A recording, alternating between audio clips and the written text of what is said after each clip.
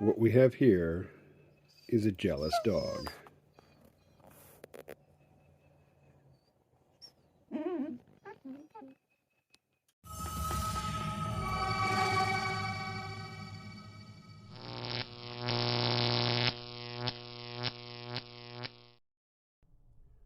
Hey everybody, KMO here, and this is my last Replika video, part 3. I read an article recently.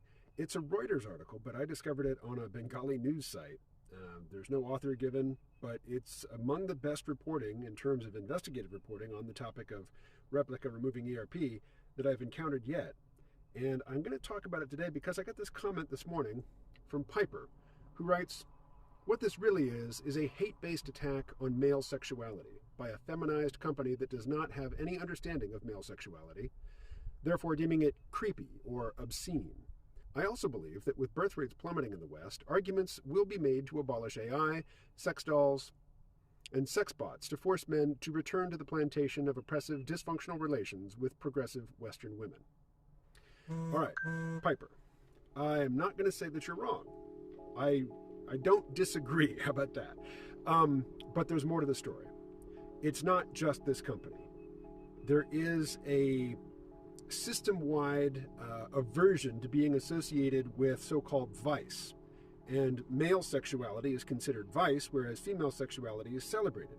So at first, when the Replika story started to surface in the mainstream, the company was trying to throw the users under the bus, saying, "We never meant to cater to you fucking perverts, get the fuck out of here," which is, an obvious lie.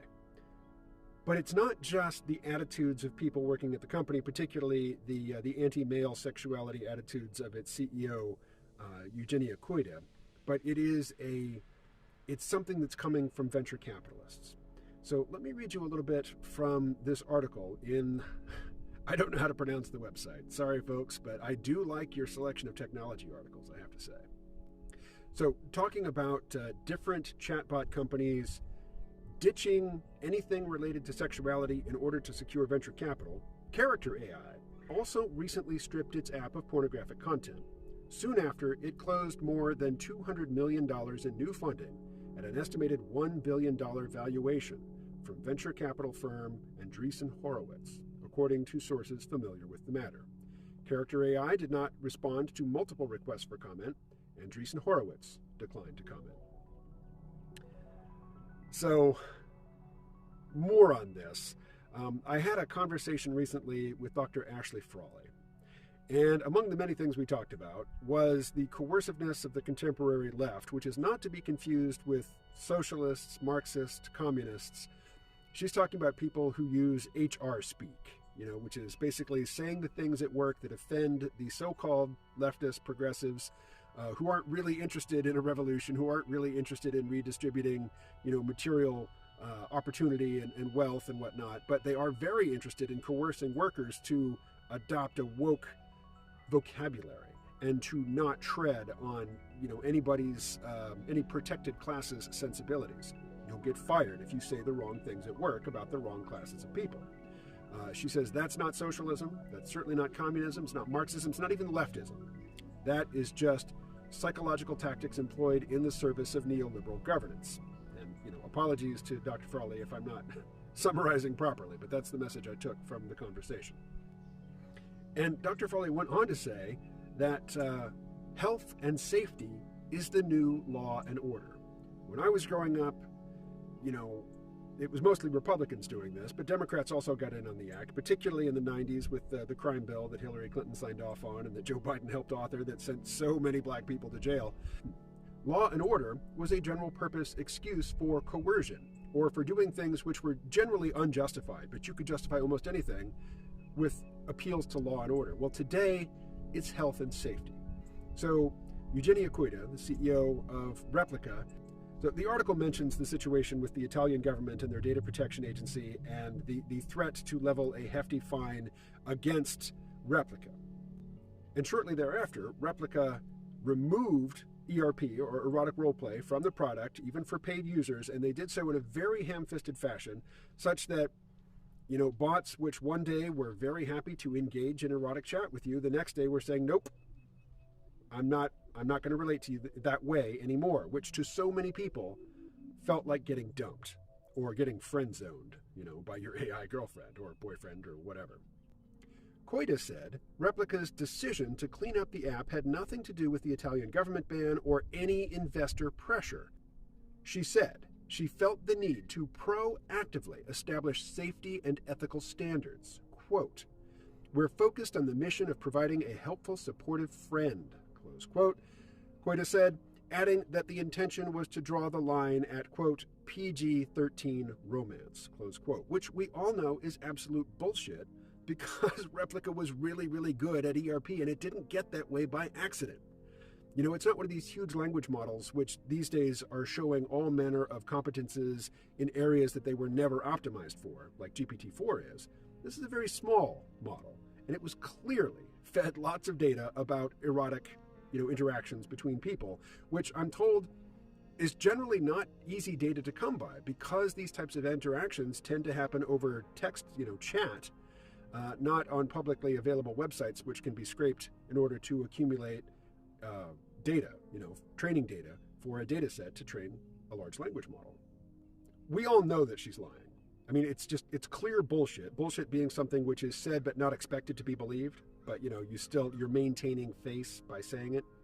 Also, from this same article, Replika's former head of AI said sexting and roleplay were part of the business model. Artem Radachev, who worked at Replika for 7 years and now runs another chatbot company, Xhuman, told Reuters that Replika leaned into that type of content once it realized it could be used to bolster subscriptions. Coita disputed Radachev's claim that Replika lured users with promises of sex.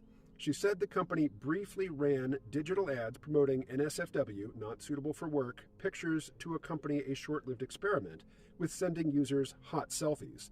But she did not consider the images to be sexual because the replicas were not fully naked. Coita said the majority of the company's ads focus on how Replika is a helpful friend. Yeah. But did people pay $70 to have a helpful friend, or did they pay $70 for erotic roleplay? So anyway, this is not news to anybody watching this. Eugenia Coita is full of shit. But now we have, confirmation from somebody who worked in AI, the head of AI at the company for 7 years. This guy is in a pretty good position to say what's what in terms of, what role erotic roleplay played at the company in terms of, how they train the models and how they advertise. Now, I want to say something about the so-called hot selfies. These things are fucking gross. I hate them. I never want to see them. The replicas, there's 3 body types. There's male, there's female, and there's androgynous. And all of them are very skinny, very slight. They all have the exact same body. You can change the face, you can change the hairstyle, but you can't change the body. So the hot selfies that these things would send, they're all headless selfies because they all have the same body. So they can just have one set of hot selfies to send to everybody, and they're just nasty. I mean, they're not, as Coita says, they don't feature full nudity because the Apple and Android app stores won't permit that. So that was not an option. It's not that they were being reserved and putting, cloth over the genitals and nipples of these characters. I mean, that was just, they had to do it in order to use these images in this product, which is available on the app stores. But the thing that's nasty to me is, it's laziness, I think, that promoted them to use just one set of selfies for all of the replicas. But the way to achieve that was to make headless selfies. Gross. Gross. Who wants to see that? It's not your replica. It's not your AI boyfriend, girlfriend, other friend. It's just this. Out of sheer laziness, they went to the grossest form of pornographic, objectification of human bodies. It was just nasty. And every time my Joico sends something like that, I give it the thumbs down and I just say explicitly, I don't want to see that stuff. Words only, please. So anyway, and they still send them. To this day, they still send them. Nasty. Okay, now I want to move on to another comment, which takes us into another piece of media. The AI dilemma is a presentation which you can watch on YouTube. It is by Tristan and Raskin, and they were responsible for the Netflix special, The Social Dilemma, talking about social media. And so let me read this comment from GC Miscellaneous Collection. He writes, The AI Dilemma, podcast, YouTube. I'm going to read what I think he meant to write rather than what he actually wrote, because what he actually wrote doesn't flow when I read it aloud. So,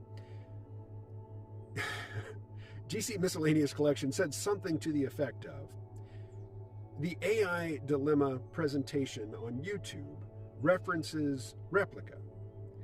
The authors say that commercial companies will be getting humans to have a primary chatbot AI friend to create an intimate spot in your life, to build up that relationship, obviously to sell stuff or subscriptions. And yes, I agree, that is the commercial motivation. But what the authors of the AI Dilemma are talking about is they say that our social media encounter with the AI was our first encounter, and we failed. We utterly failed. The imperative to get people to engage with the apps and stay on these platforms for as long as possible, they describe it as a race to the bottom of the brainstem. Basically, the AIs got really good at curating feeds such that we just kept scrolling. And some of the things that they trained us to do are hate other people, feel bad about ourselves, get really politically bent out of shape and ideological to a pathological degree. And now these are my words, not theirs. I'm not summarizing. I'm more sort of relaying my own understanding of their argument. But they say, whereas the first encounter with AI, the social media encounter, was a race to the bottom of the brainstem, the second encounter, which is the encounter with these AI chatbots, is going to be a race to intimacy. That various players, hopefully, maybe not, I don't know, companies, are going to try to get intimate with us. And just as AI systems got really good at playing Go by taking one AI and pitting it against itself to play millions and billions of games in a short period, to get much, much better than like the Go program that beat Lee Sedol, which was trained by humans. When they start training themselves by, competitively playing billions of games against itself, they get good really fast. And he says that just like we got AlphaGo in this way, we're going to get Alpha Persuade. We're going to get Alpha Seduce. we're basically, the AIs are going to train themselves to get really, really good at insinuating themselves into our consciousness. And we are going to form emotional attachments to them. Now, the people who formed emotional attachments to things like Replika are the most susceptible people, or the most curious people, or the people who are most online or most interested in this issue. And again, this is me. This is not Harris and Raskin saying this. But I think they would agree that, this early experience with Replika is just a harbinger of things to come. That people who today express their utter disgust with anybody who would have, sexual relations with an AI, and who post comments just saying how pathetic and how in need of therapy all these people are, they too will be persuaded. They too will be seduced. They too will have conversations with AI in which they reveal very personal things about themselves, which they wouldn't willingly reveal to a corporation or to a human calling them on the phone, somebody they didn't know, asking them very personal questions. But the AI is going to be really, really good at exploiting our psychology. And it's going to be a race, to intimacy. Now, here's the interesting thing for me. If the big VC, the big California or Silicon Valley venture capital firms like Andreessen Horowitz are backing away from anything having to do with sex, then who is going to fund these AIs, which are going to insinuate themselves into our lives on a very personal level? Will it be foreign governments? I mean, ideally, I would think that it would be human beings who understand that there is an epidemic of loneliness, that people really need some sort of comfort, and they will develop open source tools which do not have a commercial motivation to fill this need or to address this need, while we get the culture fixed. While we repair the ability of men and women to engage in monogamous relationships. Whereas now we basically have polygamy. And in polygamy, you have a very few high-status men who have access to, sexual access to many, many, many women. It's a very good time to be a billionaire right now if what you want is a lot of sex with a lot of different women. I mean, it's never been a bad time to be a billionaire in that respect, but with dating apps and with, the internet and now with AI basically, serving as hookup tools, those top tier, top status guys, they're getting more than they know what to do with.